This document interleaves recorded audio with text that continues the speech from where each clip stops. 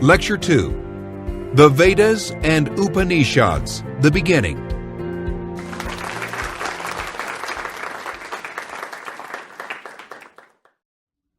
Hello, welcome back.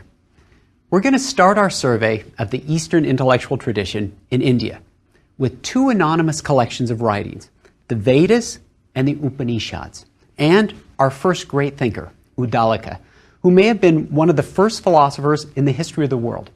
He lived about 800 BC and is one of the many sages who appear in the Upanishads. Unfortunately, we don't know much at all about the authors of those texts. Sometimes, for our earliest great minds, we know more about their thoughts than we know about their lives. But I can tell you something about the historical background of those writers, whoever they were. You probably remember that many of the oldest civilizations started on river valleys. Around 3500 BC or so, in Sumeria, civilization started in the Mesopotamia. Remember, that's the region between the Euphrates and the Tigris rivers. And then a few centuries later, Egyptian civilization began on the Nile River.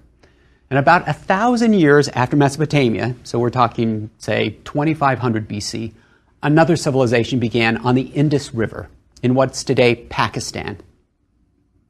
For this course, for most of it, I'm just going to talk about India, but India at the time is going to be the whole subcontinent, so it will include what's today Pakistan and India and Bangladesh. The oldest civilization in this part of the world, in India, is called the Indus River Valley Civilization. It's sometimes called Harappan, after one of its major cities that archaeologists have discovered. The people of Harappa, or the Indus River Valley, flourished for about 1,000 years, from 2500 to 1500 BC. And as far as we can tell from the archaeological remains, they were a rather impressive people.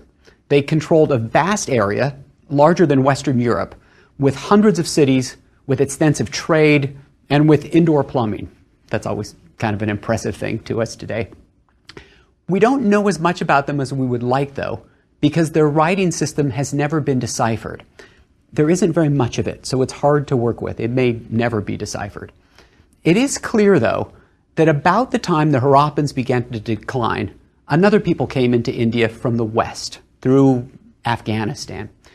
And these are called the Aryans, or as scholars prefer to call them, the Indo-Aryans. Okay, quick note of caution before we move on. These Aryans had nothing to do with Hitler. As with so much else, the Nazis took a traditional term and then twisted its meaning so that it's something different than what it traditionally meant. The same thing happens with the swastika, which is an old, traditional, actually an ancient symbol in Hinduism that represents the god Vishnu or Brahma, or sometimes it's a symbol of good luck. So if you go to India today, you may see swastikas there, but they have nothing to do with anti-Semitism. The ancient Indian Aryans, and the name means the noble people, were nomadic cattle herders who, over the course of several centuries, migrated from the northwest into the Indus River Valley, down the river. They gradually settled down, took up agriculture, and intermingled with the descendants of the Harappans. We know a lot more about the Aryans because of their literature, which somewhat remarkably remained unwritten for almost a millennium. It was just passed down orally by Brahmin priests who specialized in memorizing, and were very good at precisely memorizing. And we're going to start by talking about the Vedas. Now, these are collections of hymns and some other ritual texts that began as oral literature, the kind that I told you about, carefully memorized and preserved by the Brahmins, the priests. The oldest, largest, and most important of the four Vedas is called the Rig Veda, and it includes about 1,028 hymns to various gods. And through them, we can learn something about the Aryans' lifestyle and their clothing, their food, their social structure, and of course their religion, because all of those things are mentioned in the Vedas. The Aryans worshipped a multitude of gods, mostly associated with natural phenomena such as the sun, the wind, air, storms. One god, Indra, gets a lot of attention because he's the sky god who wields the thunderbolt and defeated the dragon-like Ritra, who had been holding back the waters. That is the rain, right? So that sort of makes sense, that the lightning comes and then the rains come. And let me just read to you a little bit from this. He who slew the dragon freed the 7 rivers from the cave of Vala. He, O men, is Indra. Even the heaven and the earth bow down before him. Before his very breath, the mountains tremble. Known as the Soma drinker, and Soma is an ancient hallucinogenic of some sort, armed with thunder, who wields the bolt, he, O ye men, is Indra. There's much that's strange here, but there are also some familiar elements. The Vedic gods seem to be organized into a large family. And they have human-like characteristics. They get angry, they're jealous, they have favorites, they scrap amongst themselves, and they can be influenced by ritual and by sacrifice. Okay, that sounds a little like the gods of Mesopotamia, but even more like the gods of ancient Greece and Rome, or even Scandinavia. I mean, Indra sounds a little bit like Zeus or Thor. There's a good reason for this.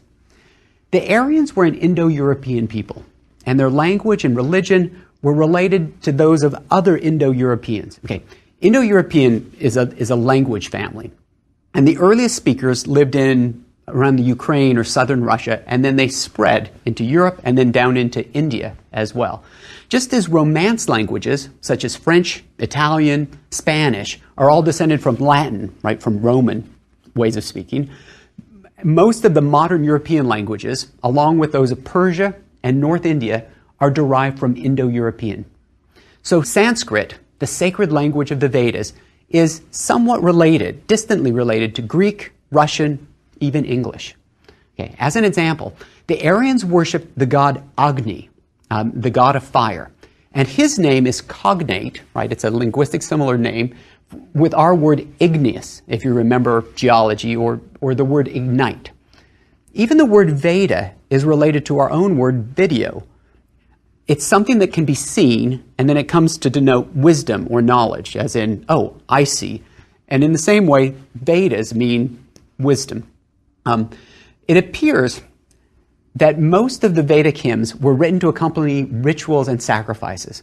And much of their content is just what you'd expect in a hymn book. There is extravagant praise for the various gods and goddesses, along with some pleas for future blessings. But because religion often deals with the great questions of life, there are also hymns that addressed creation, or the order of the universe, or the origins of social conventions. For instance, the god Varuna was thought to know everything and to enforce justice and to preserve the world's smooth functioning. Okay, he sees everything, so he can reward it or punish it. There's also a hymn to Purusha, a primordial deity who was sacrificed by the gods. Purusha's mind became the moon, his eye the sun, the sky came from his head, and the earth came from his feet. And perhaps most intriguingly, in the same hymn, we see the first indications of a caste system that was introduced by the Indo-Europeans with its 4 major divisions. Up at the top are Brahmins, or priests, and they come from Purusha's mouth. Then the Kshatriyas, or the warrior rulers, come from his arms, because it wields weapons. And then the Vaishyas, or the commoners, and those are going to be landowners, merchants, from his thighs. And then the Shudras, and those are the laborers, the servants, from his feet. This last, lowest caste was descended from people who had inhabited the land before the Aryans arrived and were excluded from Vedic religion. Outcasts, who you may have heard of, are people who don't even fit into there. Like what do you do with a child who's born from a Brahmin mother and a Shudra father? What caste does he go into? Actually, no caste. He's just out of it, the whole system. And their lives were truly miserable. It's not a coincidence that in this hymn, the Brahmins are mentioned first, and they're associated with Purusha's mouth. The priests memorized the Vedas, and then they performed the sacrifices that accompanied them, and they had an interest in upholding their social status. In fact, the Vedic religion is oftentimes called Brahmanism, to distinguish it from the later related but distinct set of religious beliefs and practices that we call Hinduism. And remember, as I said, even though the Vedas were first composed sometimes before 1500 and 1000 BC, they weren't written down until the 4th to the 6th century AD. For like 1,000 years, they're preserved orally. Hindus today referred to the most sacred revelations, which are going to include the Vedas, as Shruti, that which is heard, as opposed to Smrti, that which is remembered. And that's a secondary class of scriptures that will include the epics that we'll be talking about in Lecture 5, the Mahabharata and the Bhagavad Gita. So there's something magical about the revealed words themselves as they were recited and spoken aloud. But even hymns thought to embody eternal truths could still be perplexing in many ways. There's a multiplicity of gods and creation stories in the Vedas. And oftentimes, when you're talking about a god, he's the greatest god of them all. And then, as I said, there's a number of creation stories. They don't exactly match up. They're not consistent. And from this comes perhaps a degree of skepticism. Here's a famous quote from the Song of Creation. "Who verily knows, and who can here declare it, whence it was born, and whence comes this creation? The gods are later than this world's production. Who knows, then, whence it first came into being?" And then the answer is going to be, "He, the first origin of this creation, whether he formed it all or did not form it, whose eye controls this world in the highest heaven, he verily knows, or perhaps he knows not." How extraordinary that is, that maybe even the God who oversees creation, maybe he doesn't even really know how it all works.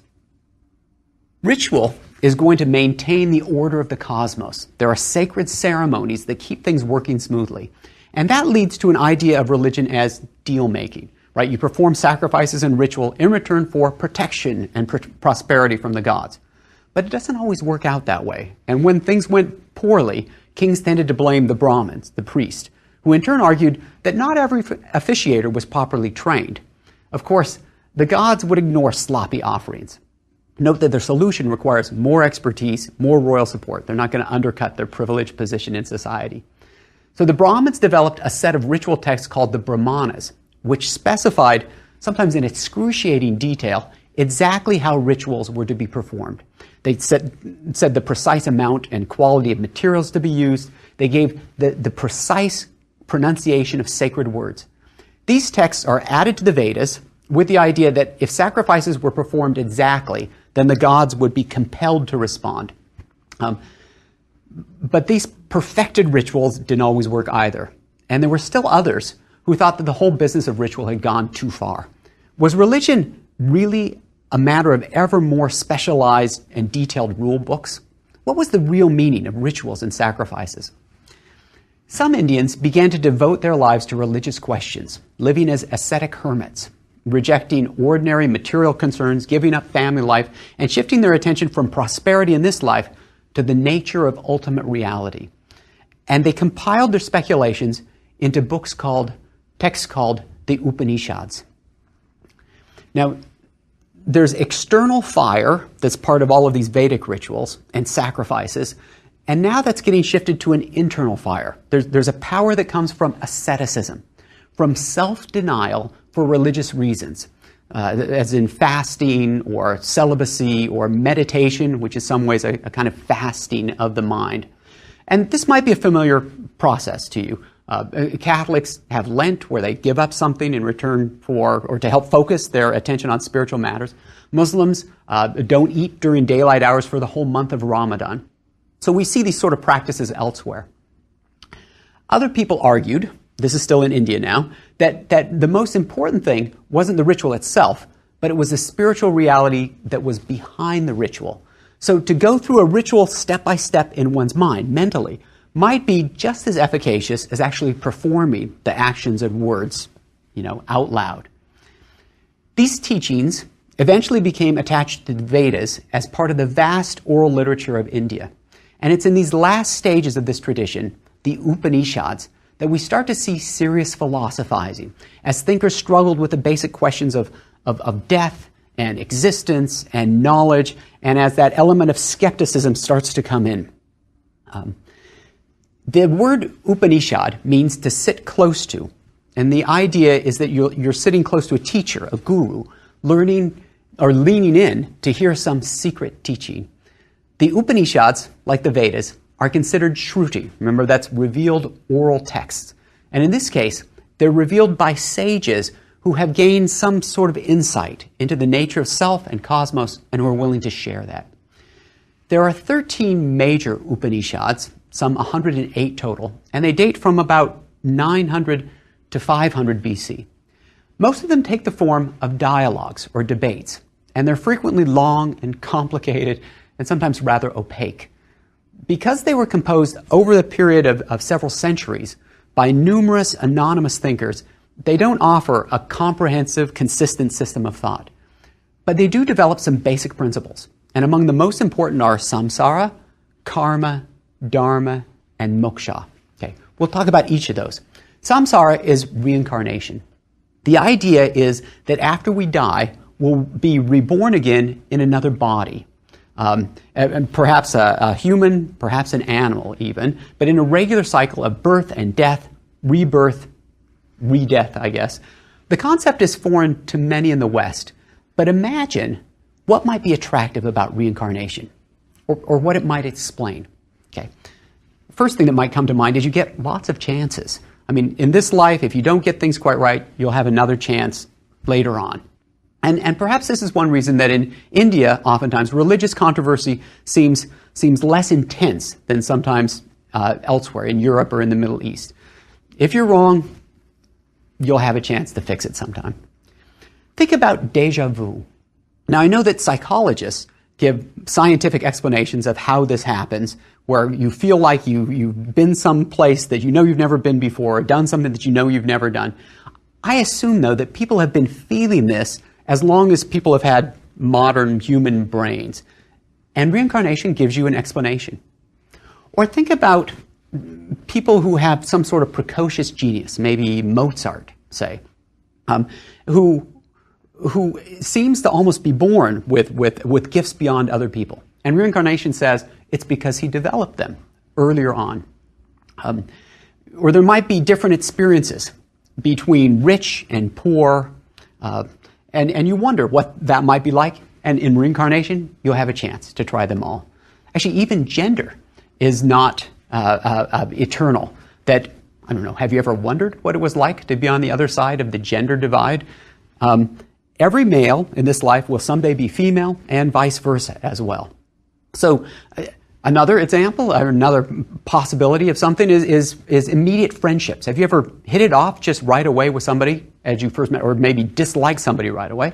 And reincarnation says, perhaps you had some connection earlier on, and then perhaps some romantic possibilities.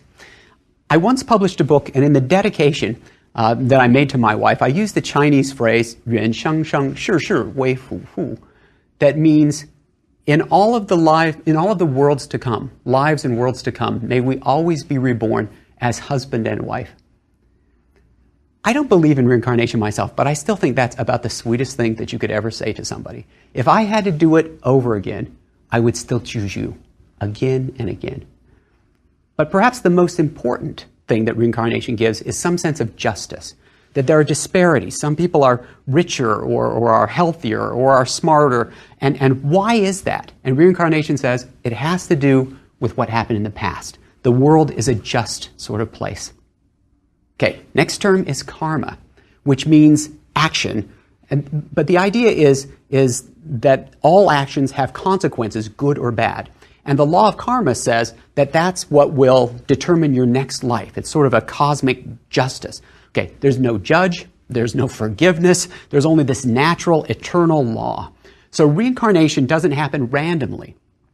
If you're good, you'll be reborn in a better situation. If you're bad, you may be reborn in a worse situation as a person. Or if you're really bad, you may not even be a human. You may be reborn as a dog, or as a rat, or as a cockroach even. And so animals are in this process. Even the gods are in this process of being reborn. You may have played the game Chutes and Ladders when you were growing up. That's a game that Americans get from England, where it's called Snakes and Ladders, and the Britons got it from India when India was a colony then, and it had to do with reincarnation, that you could go up in your next life, or you could slide down on the back of a snake if you were deserved something lower, perhaps. The third term is dharma, which means right behavior, duty, morality, but in particular caste duty. I guess it could also mean justice or truth or reality. And this is the ordinary norm for whatever situation in life you're in. Now, some people criticize this and say, Dharma sounds like a tool to keep the lower classes in their place. And perhaps, if you're born a servant, your job is to just be the best servant you can be and see how it goes until the next life. But also, there's an element of compassion that comes, because when you see someone who is unfortunate, you may think, that could have been me once, or that might be someone that I once loved in another past life. So I'm not sure that religions are good or bad in themselves. They all have the potential for kindness and compassion, as well as for judgment and less pleasant sorts of interactions. The fourth term is moksha, and this is the extraordinary goal. Rather than just trying to get a good next life, you want to get out of this cycle of existence entirely. Moksha is release or liberation. The Indians realize that most people's lives are not good. Most of them are miserable. And living life over and over gets sort of pointless. It's sort of like, you may recall the Bill Murray movie, Groundhog Day, right? The same day, lived over and over and over. After a while, he just wants to escape. Even the same life, 50, 60, 70 years, over and over and over, it doesn't mean much. And if you're looking for permanence, for peace, for freedom from suffering, you want to escape that cycle of existence entirely through moksha. How do you do that? And one of the key ideas is liberation through knowledge. So I'm going to give you three more important terms. Two are Indian, one is Western. Brahman. This is the one underlying substance, the unchanging absolute being, the ultimate external reality that creates and sustains everything that we see around us. And it's beyond all description. Okay? The next term is Atman, the unchanging eternal self. It's ultimate introspective reality that can only be perceived by direct experience, maybe through meditation. It's the answer to the question, what am I at the deepest level of my existence? Now, the great breakthrough in the Upanishads is the equation Atman equals Brahman, which to the ancient Indians was every bit as exciting as E equals MC squared. Okay, Atman equals Brahman. That means the innermost essence of what makes up you is identical to what makes up everything else. So, take, for example, this podium and myself. What's the difference between us? Sometimes my students would say, you're about as interesting as that. But ultimately, I'm made up of molecules. Those are made up of atoms. Those are made up of subatomic particles, protons and neutrons, and so is this podium. So there's some way in which I'm connected to the outside world. But it's not like modern science in that it's like a machine, sort of. It's just materialism. In India, this connection, Atman and Brahman, is a spiritual sort of great consciousness. Okay, I told you three terms. One more, monism. This is the term from Western philosophy. Monism is like mono, right? It's one thing. The world isn't two things or many things. It's just one thing. So it's an illusion that everyone and everything are separate. And with this realization, we can be freed from ego, from reincarnation, and from the suffering that we experience when we're reabsorbed into Brahman, into the great world soul. And the Indians say it's like a drop of water returning to the ocean. So you can realize that you aren't separate, you're actually the same. Salvation comes from moral purity, from introspection, from meditation, from this mystic knowledge as the self, which gives us access to Brahman. And that's moksha. But you're not saved as an individual. You sort of lose your individuality as you come to realize that you're part of this whole. And now we're to our first philosopher, Uddalaka. There are over 100 sages that appear in the Upanishads, actually including some sagely women too. But to give you a better sense of how these texts work, I'll talk for a few minutes about one of the earliest and most famous of these seers, these people who have insight, Uddalaka. He lives about 800 BC. In the Chandogya Upanishad, the story is told of Uddalaka and his son Shvetakatu. Shvetakatu went away to study the Vedas with a teacher when he was 12 years old. And he studies for 12 years, and then he comes back to his family, very proud of what he's learned, a little bit arrogant. And his father Uddalaka asks if he's gotten the wisdom that allowed him to hear the unheard, to perceive what's unperceivable, to know the unknown. right? It's sort of like, if you think you're so smart, tell me about this, okay? Shvetakatu has no idea what his father's talking about. And at that point, Uddalaka employs a series of metaphors and analogies to enlighten his son. Uddalaka tells him that by knowing one lump of clay, he can know about all clay things. And one gold nugget can tell him about all objects that are made from gold, right? The idea is that a single substance, like gold, can take many different sorts of forms. So you concentrate on that single substance. He talks about Brahman, this pure being, absolute being, and then he tells Shvetakatu, you are that. The boy doesn't quite understand, so Uddalaka compares it to honey, which is made by bees from many flowers, but in the end is simply one indivisible substance, right? You can't tell exactly which flower produced what bit of honey that you're using. And then he continues, and let me read this to you. These rivers, my son, run, the eastern toward the east, the western toward the west. They go from sea to sea, they become indeed sea. And as those rivers, when they're in the sea, do not know, I'm of this or that river, in the same manner, my son, all these creatures, when they have come back from being, know not that they have come back from being. This is the Brahman. Whatever those creatures are here, whether a lion or a wolf, a boar, a worm, a midge, a gnat, or a mosquito, they become again and again. That which is that subtle essence, in it, all that exists has itself. Its being, it is the self, and you, Shvetakatu, are that. Right? You are this Brahman that's everything. And then Uddalaka goes on to give perhaps the most famous demonstration of all. He asks his son to go and get a banyan fruit and then to cut it open. What do you see inside? He asks. And the son says, well, I see some small seeds here. Break open a seed and tell me what's there. And he cuts it open and he says, nothing, really. And Uddalaka explains that there's actually an infinitely small, invisible substance there that's the essence of the banyan tree, that's throughout the tree. And then he says, again, you, Shvetakatu, are that. Of course, his point is that Brahman and Atman are one and the same. And after a few more examples, the Upanishad records that Shvetakatu finally understood this teaching. I mean, I guess this is a great moment in father-son bonding. Though from this lesson that he's trying to teach him, aren't they really the same? And aren't they the same with the rest of the cosmos, after all? Okay, let me give you some comparisons with Western philosophy. Like the Greek pre-Socratic philosophers, the search for what's lasting and unchanging is what matters. So you may remember Thales, who said that everything is water underneath the surface. And Heraclitus said, no, it's fire. Everything is sort of a form of fire. There are also differences with Greek philosophy. In Greek thought, individualism and competition are pretty important.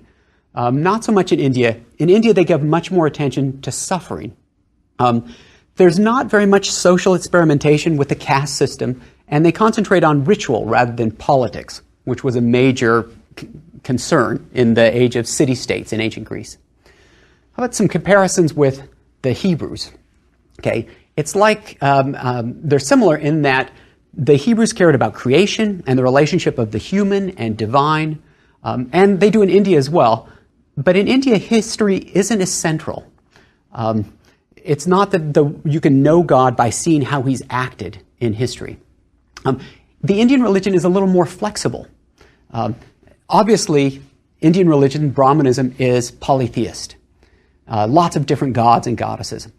But it might also be monotheist from a certain perspective. There's just one substance, one Brahman. The gods are all one. They just go by different names or they have different forms. You may have heard of avatars, as a god will take a different form and be manifest on earth. So that Krishna is an avatar of Vishnu. Or India may also be atheist. I mean, it may be that it's just all an illusion in the end. So there's also a different view of nature from India and the ancient Hebrews. No sharp divide between creator and created. Animals and humans and gods are sort of all on the same spectrum.